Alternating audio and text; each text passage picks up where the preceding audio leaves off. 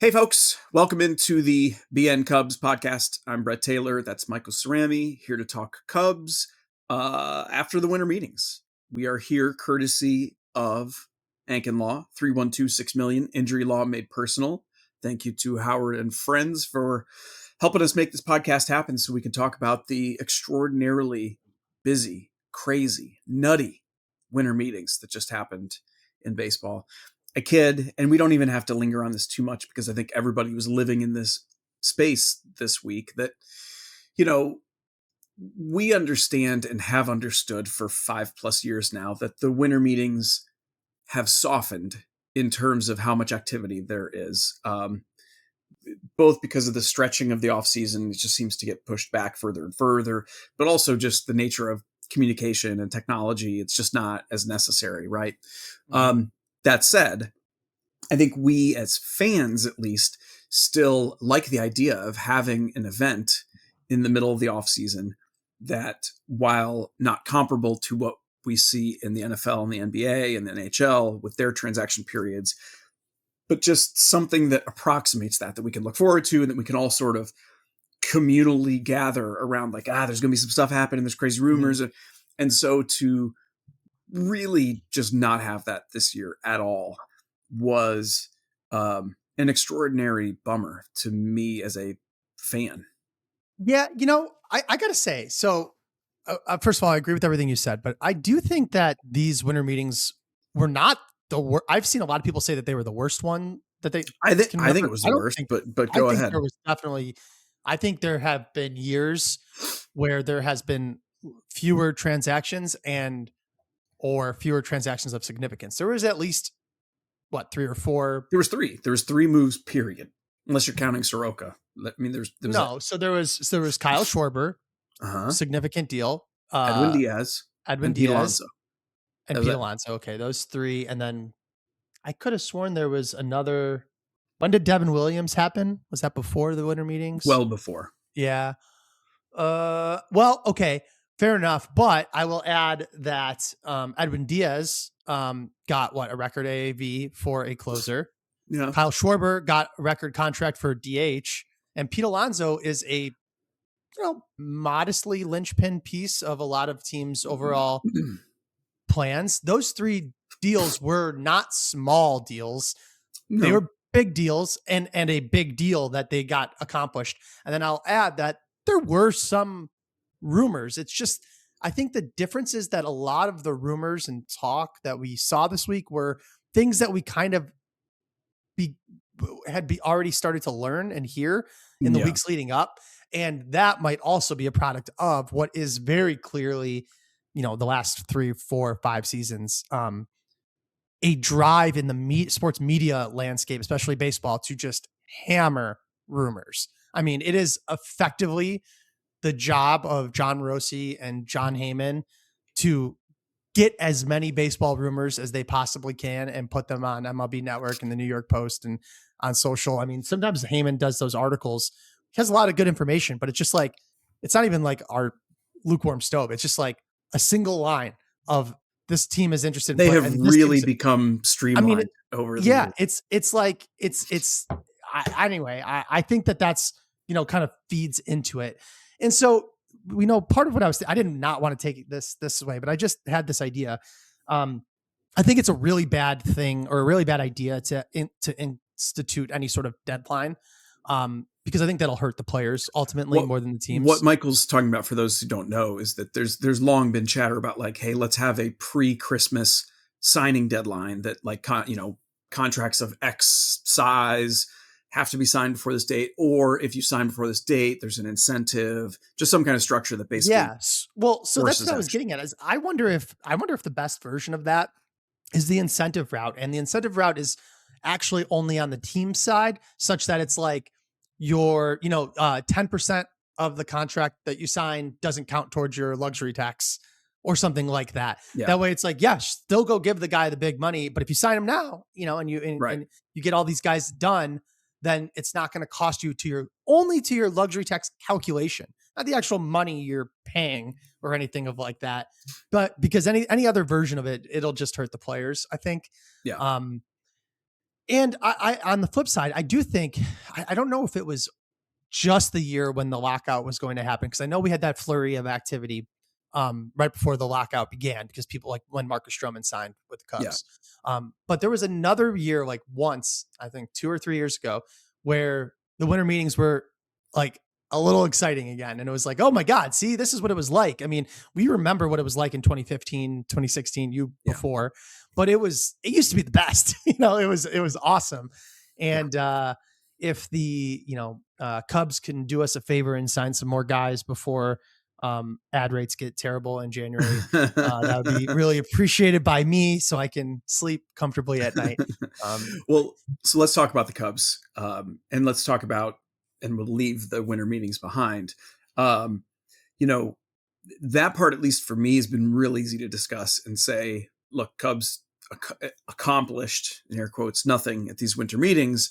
But that's true of 25 teams in baseball. It just didn't happen at these winter meetings. And strictly speaking, it's not as though it's necessary to get stuff done at the winter meetings. As long as your ability to make moves is still on the board, you're fine. And really, it was just a matter of if things started.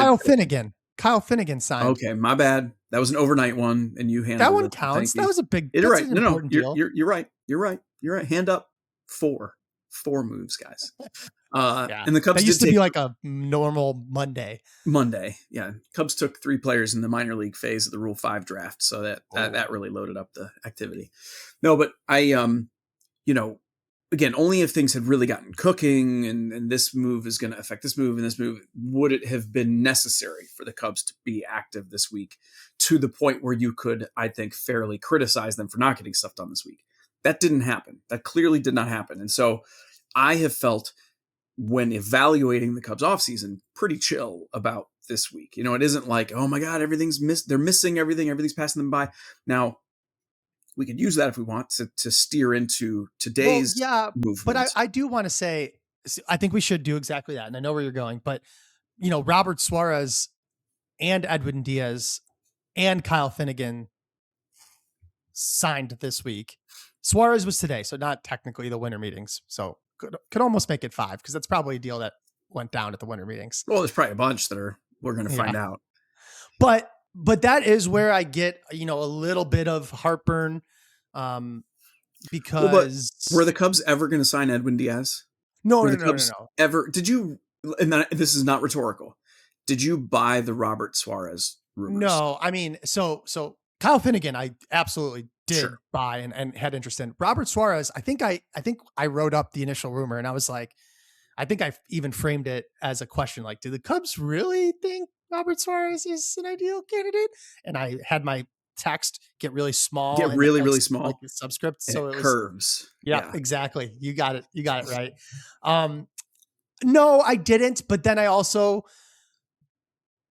started to go, I mean, they're mentioned at all these other guys. I know for a fact that Devin Williams, and the Cubs had mutual interest, and we now know that they made him a 3-year offer. And so knowing that before Robert Suarez signed was like, okay, I mean, they made a 3-year offer for Devin Williams. Is the rumor that they're in on Robert Suarez and that they were interested in Ryan Helsley, is the rumor that they're in on Robert Suarez so far-fetched, knowing that they did make a 3-year, not just a 2-year or a high 1-year, a 3-year offer for Williams? It started to make me go, maybe the Suarez stuff isn't, completely out of left field. Ultimately, it doesn't matter, but that is the case. I think Cubs were never going to give up a draft pick for Robert Suarez, but that's, can leave.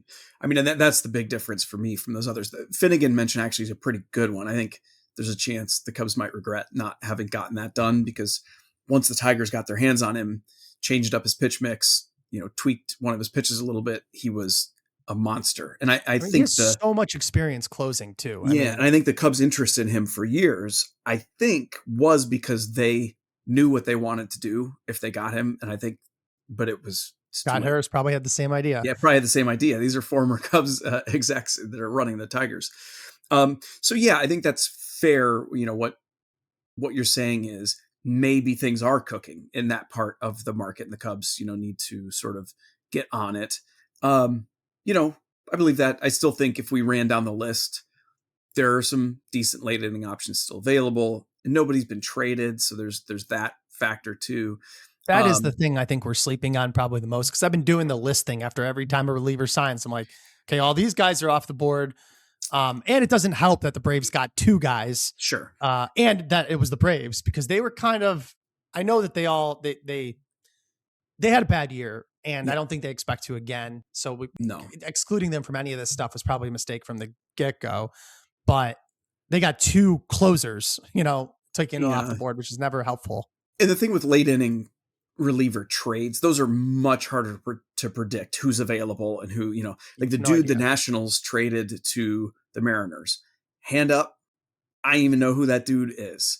And it turns out he's a stud. And there's a lot of those guys. You go through there's a ton of those guys.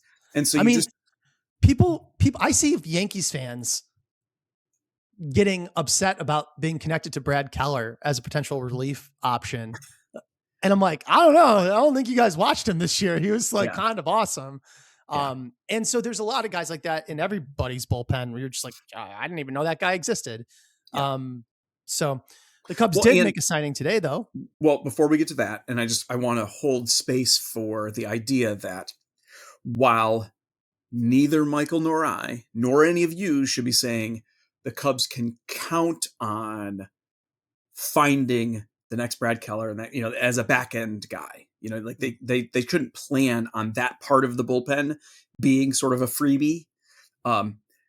They do seem to do pretty close to that every single year. And so that's going to be a component of the bullpen construction. So let's remember that's coming too. I honestly, I will linger on that a second too. I think that they will succeed in doing that. And I think that I'm bullish on them relative to most people because it's not guaranteed. It's a tough thing to predict, right? Otherwise these guys would get much larger deals right heading into their season with the Cubs. That said, I am optimistic that they can do that. And I think with Daniel Palencia and Phil Maton, I still don't remember how to say it.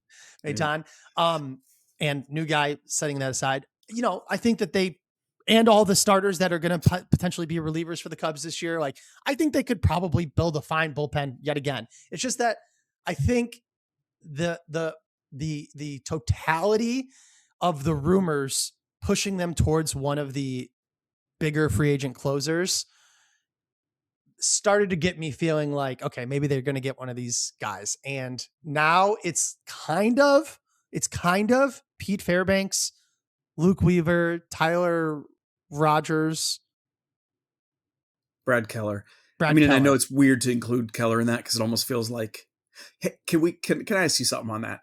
I don't know how to articulate this, but every time I think about the Cubs potentially re-signing Brad Keller as like the late inning guy, feels like, but they kind of got him for free last year and now they're going to pay a ton of money for him. Like, I don't even know what I'm saying, right? Because it's a feeling rather than an articulable position. It's like, it somehow just strikes me like, nah, go get someone else. If you're going to pay the money, get someone else. Because you already had that guy and he was free. Yeah. You know what I mean? Like, I can't quite put my finger on it, but no disrespect to Keller because I think he was amazing. I follow you. In a lot of ways, it's the flip side of the argument that I've made a lot where I'm like, sometimes I'm not going to be able to pull the right name right now, but just stick with me like on a concept. They go and get Andrew Chafin and then he's awesome and they trade him and then he's a free agent and then they're like, now we don't want you. Yeah. And it's like, you don't now though, because you did, and then he succeeded and now he's available. And it's just like, I don't know if age factors or if something in the way they worked with him didn't work out the way they thought, even if the results were good. It's just always strikes me as odd that they wouldn't go back because presumably the thing that attracted them to Keller wasn't his affordability, although obviously that was a big part of it. It was like, we actually see a good pitcher here. We just don't have to pay him that much money. And so it does make me think like, why wouldn't they? And now the good reason to not wind up with Brad Keller this year is because if teams are thinking about him as a starter and the Cubs should not be. Well, can I add, there's one other thing too, that just occurred to me as you were saying that. Part of it too is, so Keller and Pete Fairbanks might get similar contracts, right?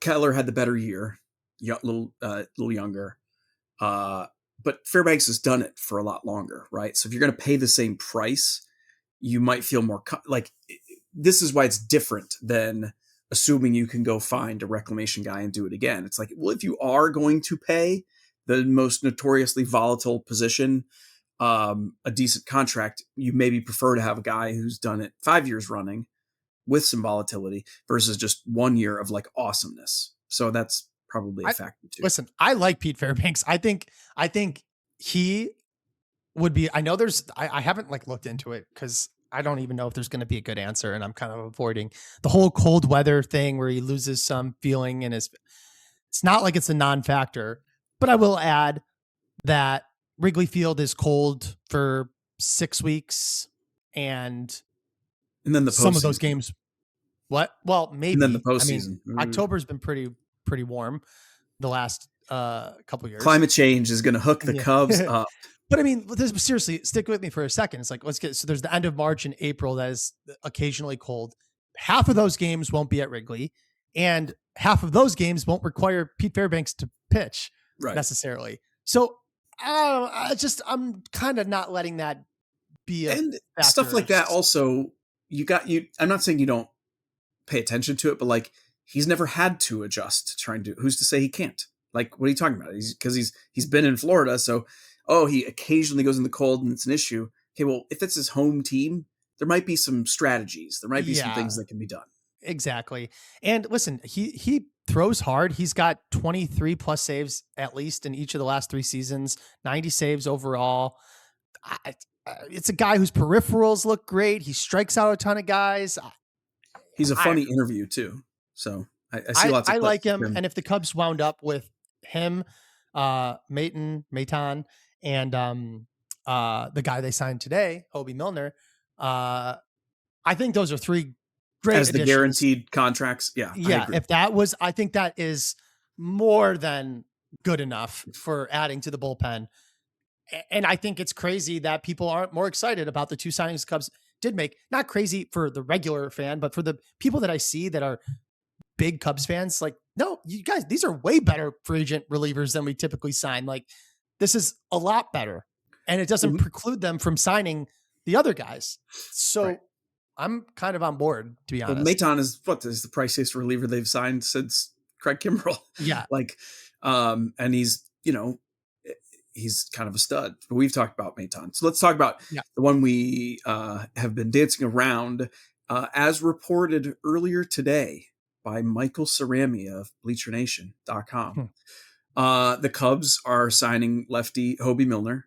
For those who vaguely remember the name, it would be because he was this super weird, annoying lefty with the Brewers for a number of years who would come into big spots and be throwing this junk, and the Cubs would not do crap with it. And you'd be like, I really hate this guy. But Craig Counsell loves him, and the Cubs love them some weird relievers. So this was a marriage that seemed preordained last offseason. But Milner ended up signing with his hometown team, the Rangers, for a year. Now the Cubs get him.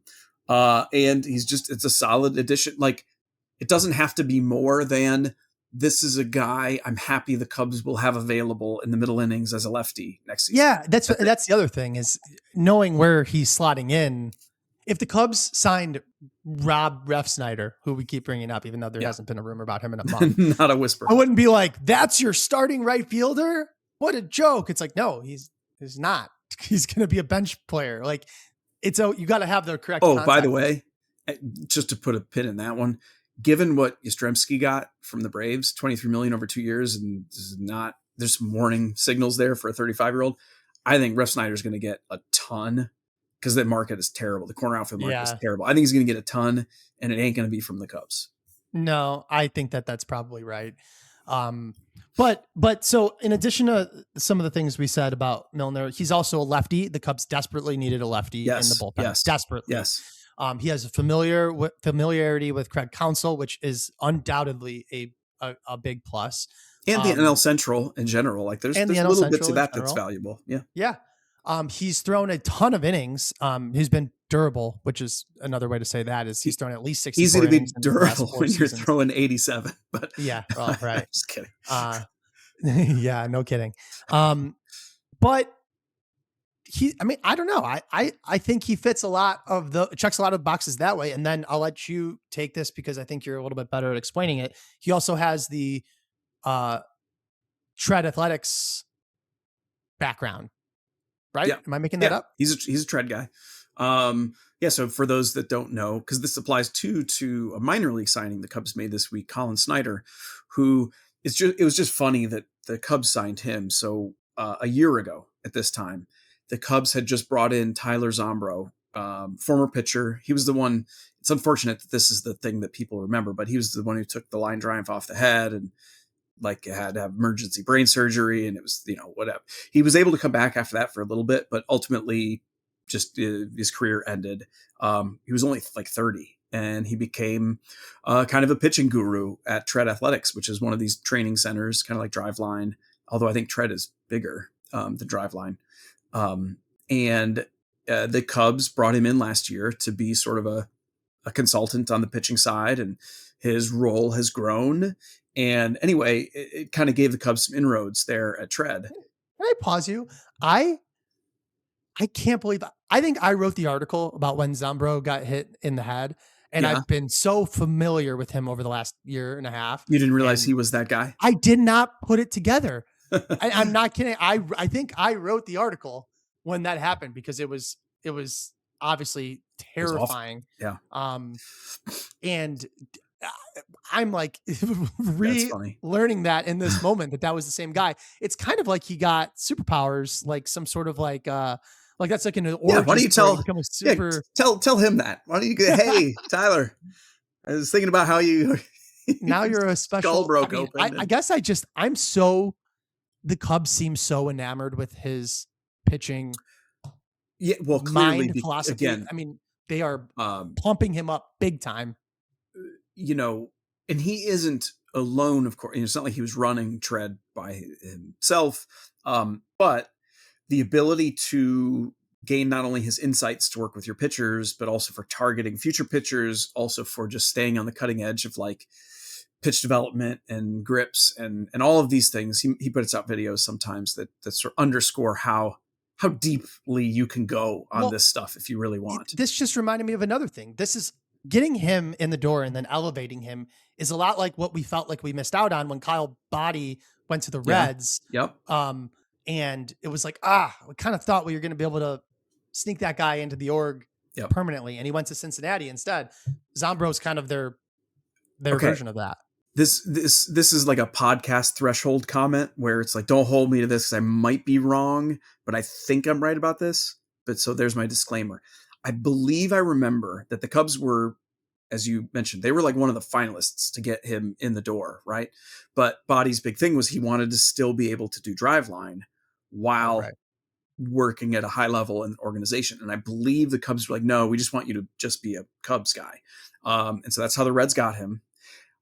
Fast forward, I'm pretty sure Zombro still works at Tread. And so I wonder if the Cubs learned. Yeah, I wonder if they learned like, hey, we got to just suck it up. I get why you'd worry about that, right? Because then you've got someone who's high in your organization interacting necessarily with like players in other organizations. And there's some risks there. Anyway, that is all to say.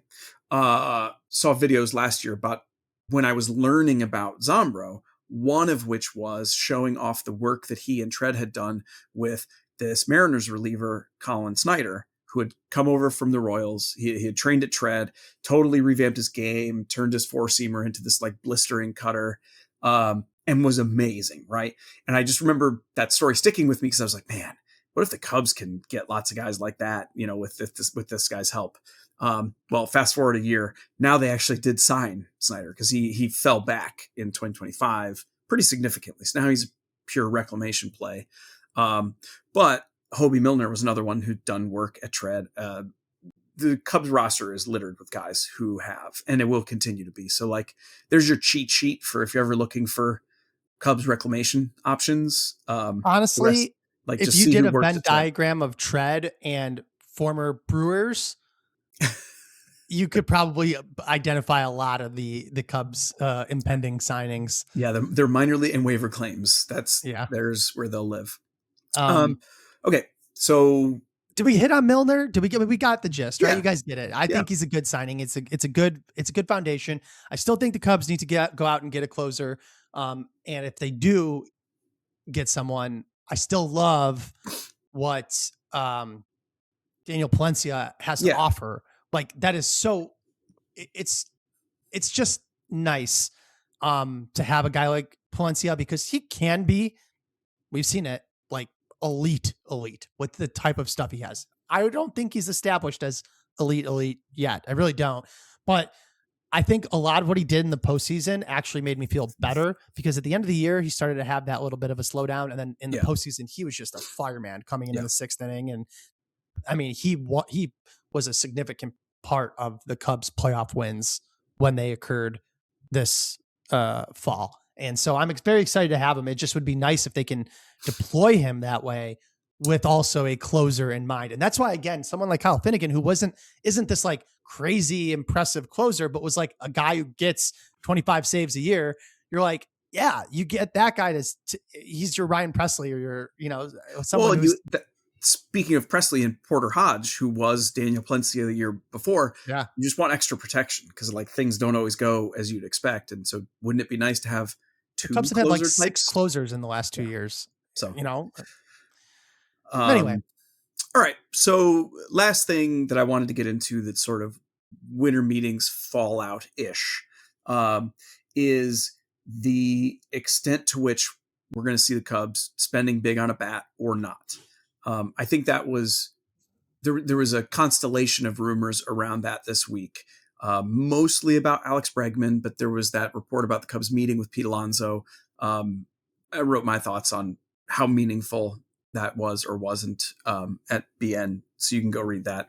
But point being, I think, and you can correct me if I'm wrong, here's where most of us have landed.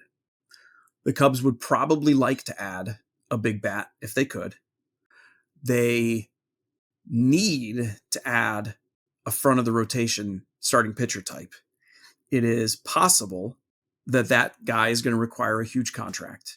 And knowing that they also still have relievers to add, it is unlikely that if they spend on a big starting pitcher, they probably won't be spending on a big bat.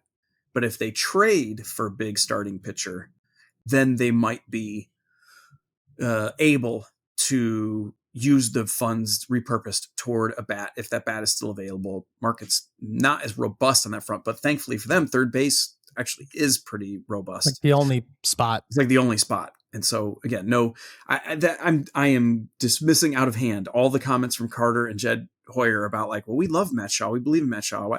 Like that is the most meaningless comment because it's true. They do like Matt Shaw. They do believe in Matt Shaw. And if nothing happens, he will be the starter at third base. And they can be like, he was our guy all along. But and if something happens for 1 year, he'll be the starter at third base for 4 more years or second. Right. And if the Cubs do sign, like if they sign Eugenio Suarez, like it's not like anyone's going to be like, wait a minute, but what about Matt Shaw? It's going to be, oh, cool. Matt Shaw can be a utility guy for a year. Like it's just as a non-issue. It's a non-issue. I don't think it. I agree. I think the issue is more just the allocation of cash. Yeah, I mean, and so it seems it's almost impossible for me to separate this theory from my mind as anything other than exactly what's going on, and that's the Cubs are keeping Alex Bregman at arm's length and saying if we can pull off this trade for Edward Cabrera or Mackenzie Gore or whomever, then we're going to sign Alex Bregman, and if we can't, then we're going to sign Tetsuya Imai, and then that's it. Right. So that's kind of what I just don't know. I don't know what's going to break the dam. And it might require some additional starting pitchers to sign so that those trades have to be consummated one way or another. Well, what's hard is right. Like imagine a world where the Cubs prefer the route where they acquire a starting pitcher in trade and they sign Alex Bregman, right? Like let's say they prefer that combination to signing Imai and not having the big bat. The only chronological deadline involved is that Imai has to sign by January 2nd. That's when his posting ends. And Okamoto has... For sure. What I mean though is it doesn't really matter if it's Imai. The point is there are these posting deadline cutoffs coming, but what if you want to use that as pressure for these trades, but like, Right. what if the trade happens sooner? Or what if Bregman's like, actually, I'm signing this week, guys. So you got to figure out, and then you can't wait for the deadline on the posting. And I'm sure here's what I'm sure about. There's no answer to this. I think if we were sitting in the Cubs front office right now, they have had and continue to have similar conversations about like, well, what do we do? What, who do we think is going to go first? I think it's probably, they have more information than we do, but I think that the fact of the question is the right thing. I think everybody has to deal with this uncertainty. Okay, that's true. But I do want to add this article that I just posted. I'm going to read the comment from the Seattle Times because I found it fascinating. I found the way that this was framed so unusual, and I'll explain why. I do it in the post. If you read it, you know already. But basically, according to a report at the Seattle Times, Alex Bregman's agent, Scott Boras, famous agent, has, quote, initiated discussions with the Mariners to express Bregman's willingness to consider Seattle as a destination. That is the funniest, most transparent way to craft that message that I've ever seen. Because right now Scott Boras is looking at it and going, no, I didn't mean to say it like that. You didn't have to print exactly what I said. Yeah. I wanted you to say the Mariners are taking a meeting with Alex Bregman to discuss the possibility at third base. And like, listen, there is a reason that Bregman might want the Mariners, or Boras might want to engage the Mariners on Bregman. They tried to trade for Alec Bohm last offseason. They traded for Eugenio Suarez this season. Whatever. They have an opening at third base. Yeah, it's not crazy, but that is not how those reports are typically shared in such plain English, that Boras reached out to express his client's willingness to sign. And anyway, the point that really makes here is that one of two things is likely happening. And that's Alex Bregman is not getting the offers that he anticipated getting yet, necessarily. Possible. Or he has maybe two pretty good offers in hand, right? Let's say the Red Sox and the Cubs have two pretty good offers that he would generally accept. And what he wants is for another team to enter the mix to force one of them to say, okay, here's the extra $1 million a year over your 5 years, or $2 million a year, an extra $10 million, whatever numbers or things that it is. But because of the way that this is reported, and it was so clearly initiated by Boras, and then so almost wholly categorically shot down by the Seattle Times story, which was like, they're not going to do this. Yeah. I don't think he gained anything by that. I mean, again, I might just think this is so funny because we follow these things so closely. We're always like so geeked out about how the press we're always trying to figure out, like, okay, when there's a report, it's like, okay, who did that come from originally? Yeah. What was the message they were trying to convey? What's actually happening? Like, I mean, people were laughing sometimes in the Bleacher Nation comment section on your Fairbanks post. And I was like, I don't think you guys get it. Does this look like Brett or me when I do the same thing with red string and a corkboard connecting conspiratorial concept? Yeah, but we live for this stuff, and it's true, and it's how it goes. And we like sussing that out as it unfolds, because that's part of what obsessing over offseason transactions is.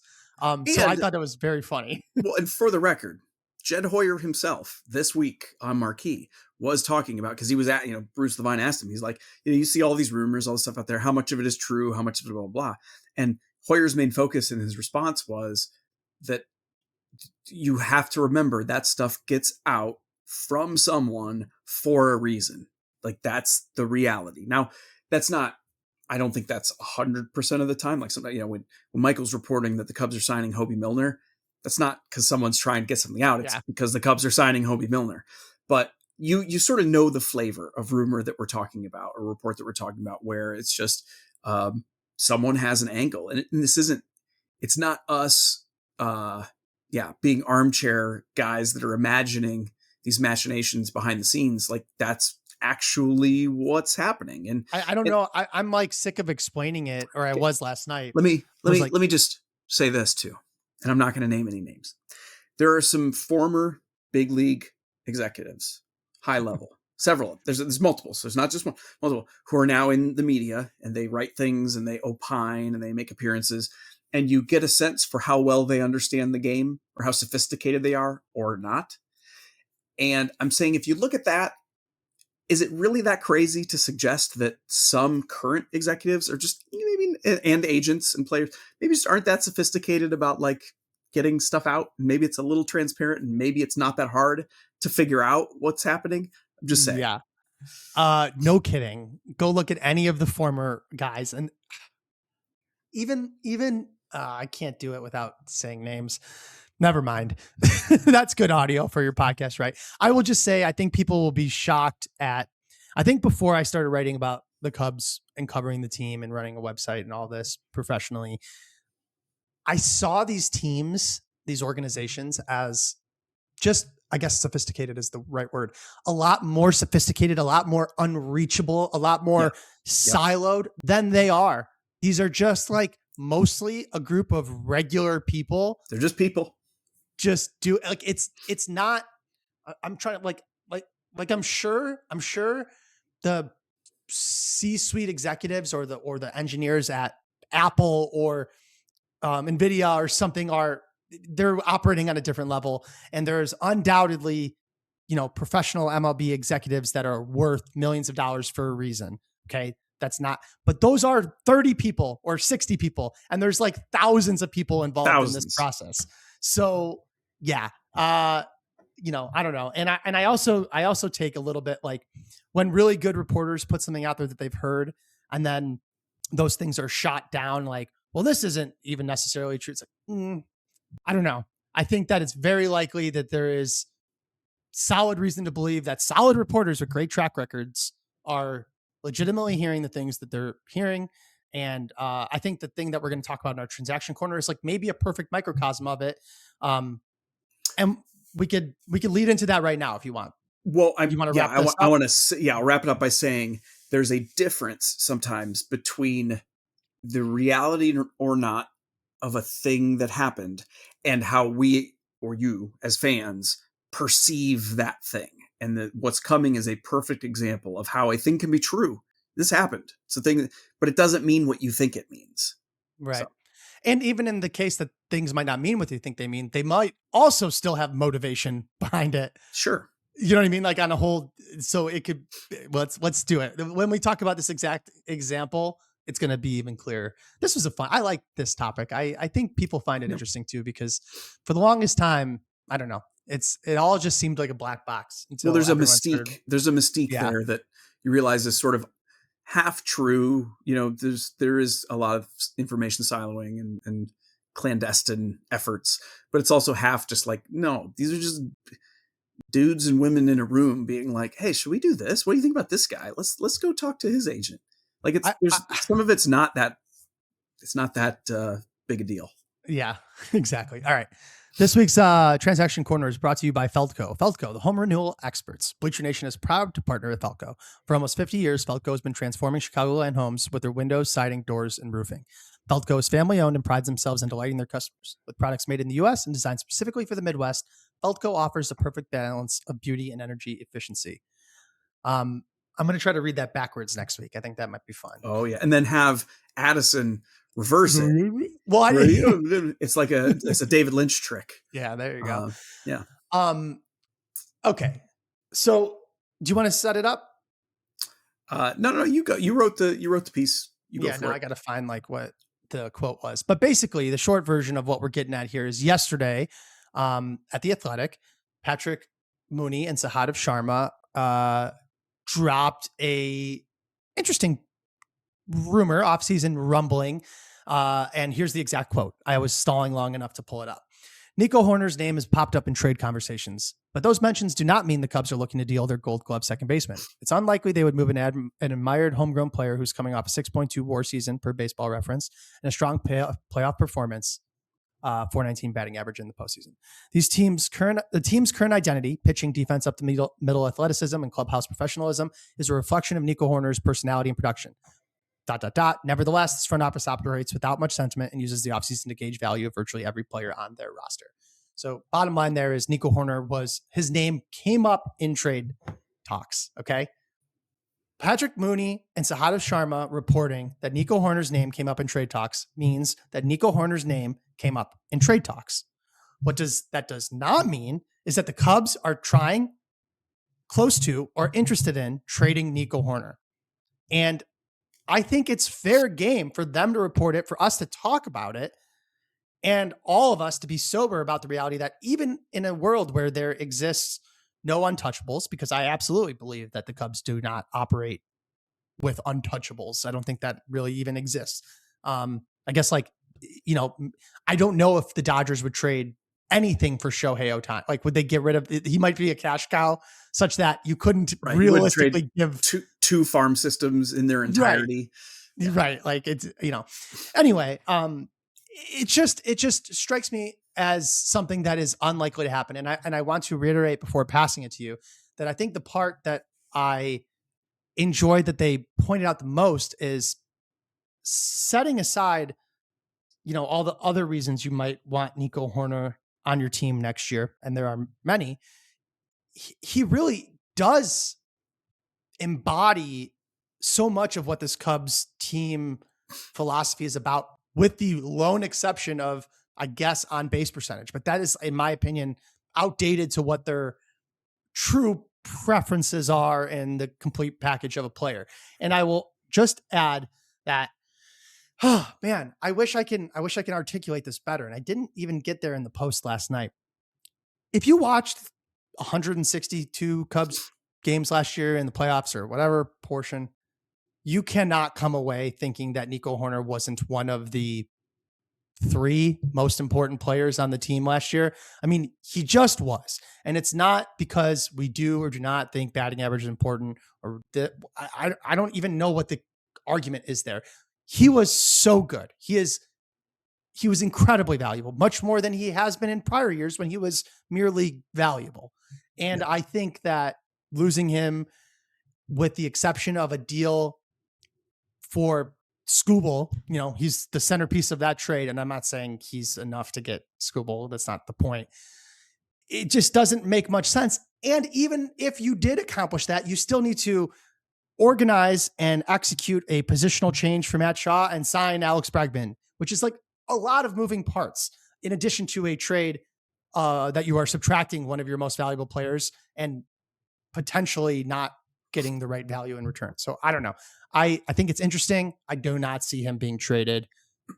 But I want you to take this any way you want. But I think one good thing you could do is talk about some of the reasons why the Cubs might want to trade him, like why it would make some logical sense, contractual, sort of roster reasons. Yeah. If you want to, otherwise I will get to that. I will get to that last. Yeah. And what I'm going to do is I'm going to do an approach similar to what I did with the Pete Alonso rumor that the Cubs had took a meeting. Oh yeah, that's more important. Scott Boras, and I like to imagine.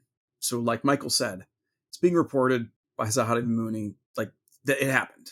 That's a fact. I take that as fact. They are good enough at what they do. Okay, and so then I like to imagine, okay, what's the most extreme version in one direction of how that could be, and then what's the most extreme version in the other scenario where that comes up, and then find somewhere in the middle, because that's usually where these things land. And so, in the most extreme direction where it's coming out because the Cubs actually they want teams to reach out to them on Nico Hoerner. They've had talks because they know the shortstop market is really, really terrible.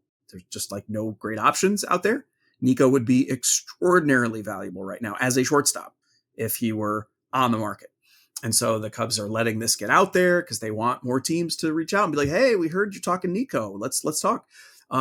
That's kind of that extreme version. Okay. And then the other extreme version is simply that,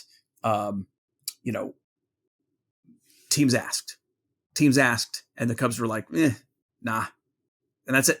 And it's a total nothing. It's just an absolute complete nothing. It's just a fact that it happened. Teams asked, or even another version of that is the Cubs asked about some pitcher and they're like, yeah, we would consider it, but we want Nico.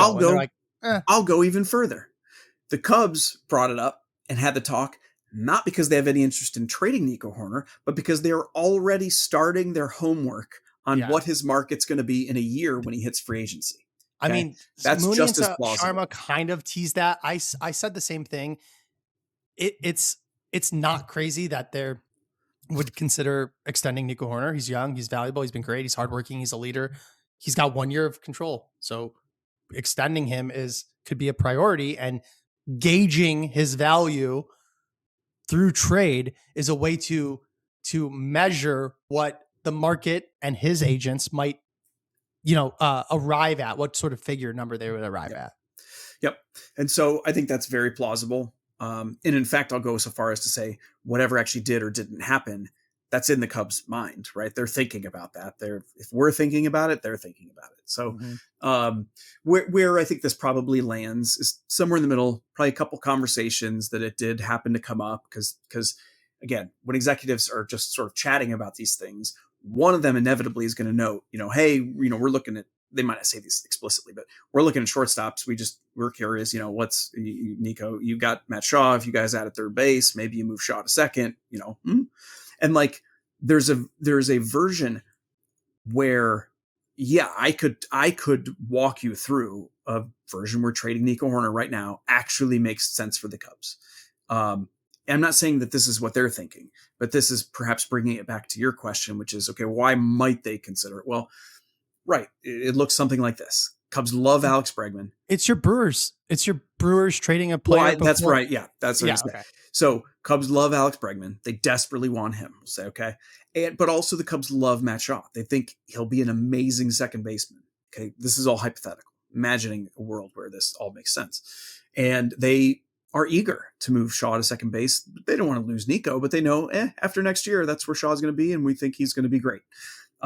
If that's the case, if you want those two things, where you want Bregman and you believe in Shaw, well, 1 year of Nico, you're like, he's going to be gone anyway. Maybe we can look at our quite depleted farm system right now and give it a massive infusion, because they probably could, to trade return on Nico. I think he would have a lot of value. I think he would get a monster return. I really do, for a 1 year. I mean, there's limits on that, but and they go ahead and pull the trigger. And they're like, we don't think we're going to have that big of a fall off in total performance next year if we trade him, and if we get Bregman, if move Shaw, probably add another bat somewhere, whatever. Leave those particulars behind, because I don't think there's anything actually to this. But then you've loaded up the farm system, and it's like a more money aggressive version of what we see the Brewers and the Rays and the Guardians and all of them do to quite significant success, which is cycling out guys as they get close to free agency. And that isn't just about money. I guess it is for some of those orgs. Some of them, yeah. But it's about capitalizing on available value to transform it into more long-term value without necessarily crushing your current competitiveness. And it's... and I'll add that, it's not lost on me that Nico Hoerner is coming off by far the best season of his career. It was just the best season that I've seen him play. And I think the stats back that up. So that is another thing. It's like, you can sometimes cash in on guys when they're at peak value, and you might be happy. And then the part that you sort of left out is the Cubs don't even have to love Matt Shaw. They can like Matt Shaw and love that he's free for the next 5 years. And so you swap out Shaw for Nico, you take a hit, let's say, but you're not signing Nico to what is, if he repeats the season, he's going to be paid pretty well next winter. Like if he repeats, and if teams believe he can play shortstop at a high level, people are going to call me crazy. He's going to get 180 to 200 million. Yeah, I think. And the so. Cubs are not signing him to that deal. No, so I don't think so. This is bad. We shouldn't plant this at the end of a podcast, because there's probably a lot of people who are like, wait, what? The Cubs aren't going to re-sign Nico? I'm just saying. For what it's worth, they might extend him. Like, that's why you try to extend him now. Listen, he had a great year. You extend him now because, and it's the balance, because it's exactly like anything with any player extending at a time like this. Nico, if he was a free agent right now, would clean up. He would have been, by the way. The extension that they signed with him got this next year. Yep. And he would clean up in free agency. And but if he repeats, it's like a whole new level because he would have done it twice. If he doesn't, then you might see like in $75 to $100 million deal because he's still great, but it's just like a Gold Glove caliber second baseman who has like a 100 rated runs created plus. Like it's not quite the same thing. He's also a sneaky good base stealer that we pretty much never talk about. But so, I think the Cubs will try to extend him this offseason. I think he's very logical. He's a logical target to at least approach, right? He's a beloved Cubs player. I think they just like him that much. Like I actually really think positionally and all that kind of stuff, I think he doesn't make a ton of sense to commit 100+ million to, like just in terms of where he plays, who they have. Well, I don't think you would need to give him 100+ million if you're signing him this offseason. I wouldn't. If I'm Nico, I'm not signing for less than that. Well, I agree with you in that if he repeats, he's getting 200 million or maybe more, especially maybe I'm just confident in myself as my imaginary Nico. I'm just going to bet on myself. Here's another reason why he might not want to extend is that the time that most teams, the Dodgers are kind of different. The times that teams are most aggressive in free agency is at the very beginning of a new collective bargaining agreement when they're so certain that they have 5 years of stability and rule security. And, Nico's setting himself up for exactly that. So, whatever. But I do think that they will approach him. They'll offer him way less than he wants. And they'll get way less than any of us are thinking. Yeah. But, that's why they should have extended him to a longer deal the last time. Think about it. You give him an extra year or two. Whew.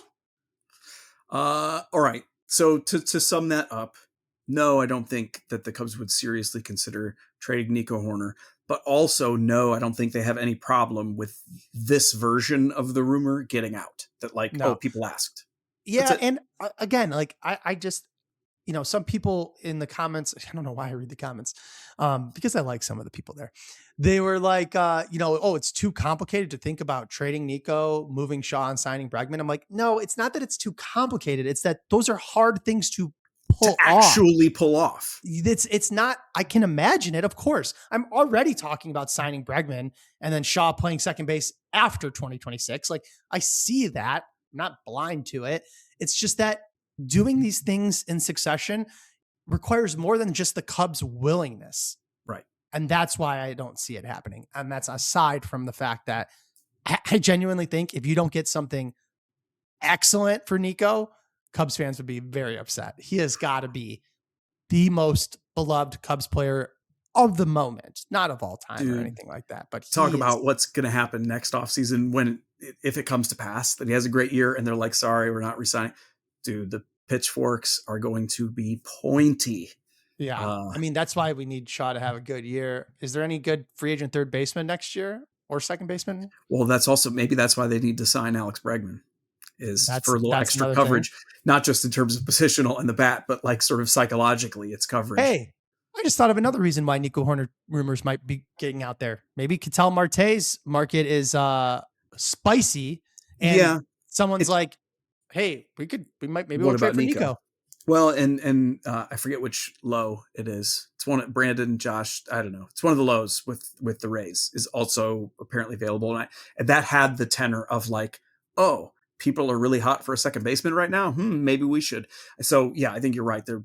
Who knows that it could have been something like that too. Yeah. All right. Calling it. Done. Podcast over. Bye. Stop. Press stop. No, don't actually, Addison. Don't actually press stop. Because I've got to say that this podcast, which is the BN Cubs podcast, is brought to you by Ankin Law. 3126 million. Injury law made personal. Thank you. He's Michael. I'm Brett. Read our stuff at bleachernation.com. And we will be back at you guys next week. Take care. Also subscribe and review this podcast positively, please. And tell your mom to do the same thing. Mm-hmm. And her friend.